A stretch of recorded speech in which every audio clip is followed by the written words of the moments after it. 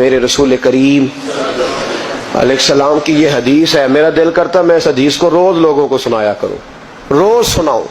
امام جلال الدین سیوطی نے لکھی ہے, اللہ کے رسول ایک دن فرمانے لگے, فتح مکہ کے بعد حضور آئے تو مسجد بھری ہوئی تھی.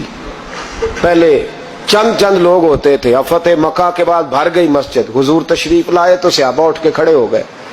حضور نے شان و شوکت دیکھی, مقام دیکھا اللہ کا دیا ہوا, تو محبوب رونے لگے. نماز مکمل ہوئی تو صحابہ نے عرض کی, حضور آج آپ رونے لگے نماز کے وقت, کیا ہوا؟ تو محبوب فرمانے لگے, مجھے میرے ماں باپ کی یاد آ گئی. ایک حدیث میں صرف اماں کے لفظ ہیں, ایک جگہ فرمایا مجھے اپنے, اور فرمایا میرا دل کرتا تھا کاش آج وہ دونوں یا دونوں میں سے ایک ہی موجود ہوتا. فرمایا میری اماں موجود ہوتی, میں تمہیں نماز پڑھانے آتا, میں سورہ فاتحہ آدھی پڑھ لیتا. الحاوی للفتاوی میں امام سیوطی علیہ رحمہ نے لکھا ہے, فرمایا میں آدھی سورت فاتحہ پڑھ لیتا, میری اماں کو کوئی کام یاد آتا. میری ماں آمنہ حجرے کا پردہ سرکا کے کہتی, بیٹا محمد میری بات تو سننا.